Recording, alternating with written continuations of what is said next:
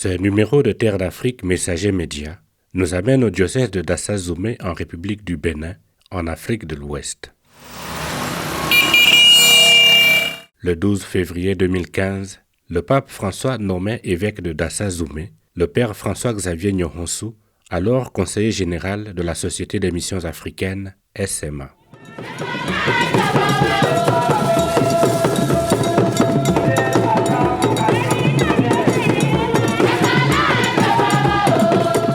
L'ordination épiscopale avait eu lieu le 28 mars de la même année au sanctuaire marial Notre-Dame d'Arigbo à Dassa-Zoumé.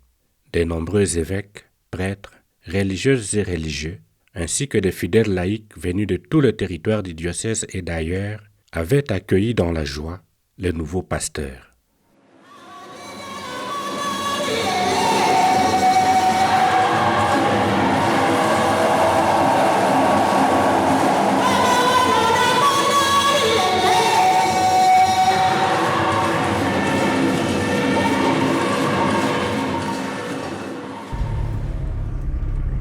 Cette route-là, on vient de la faire il y a à peine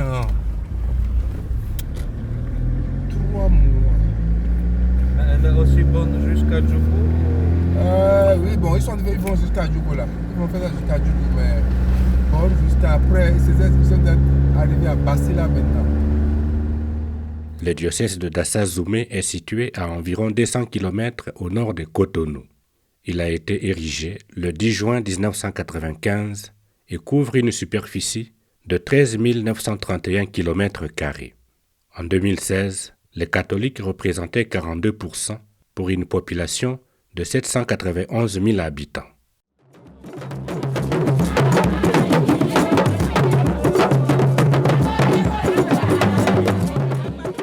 En octobre 2019, c'est un évêque heureux dans un diocèse en chantier qui nous reçoit.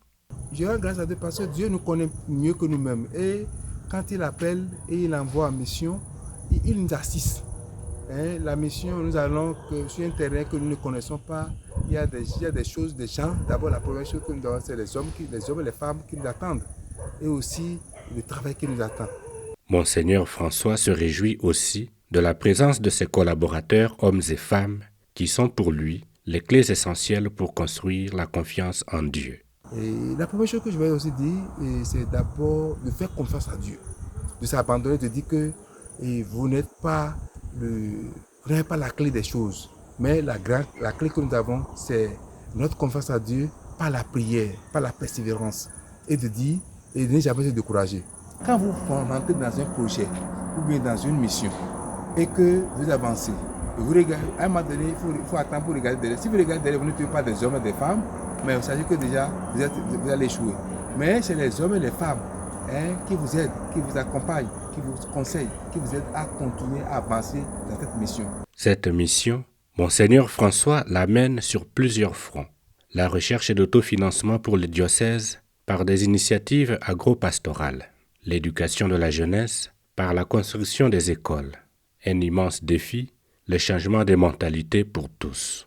Le défi, c'est un réel engagement de chacun. Aujourd'hui, ce qui nous pose problème, c'est la gestion. Une gestion responsable, une gestion honnête de tout ce que l'Église met à notre disposition pour la mission.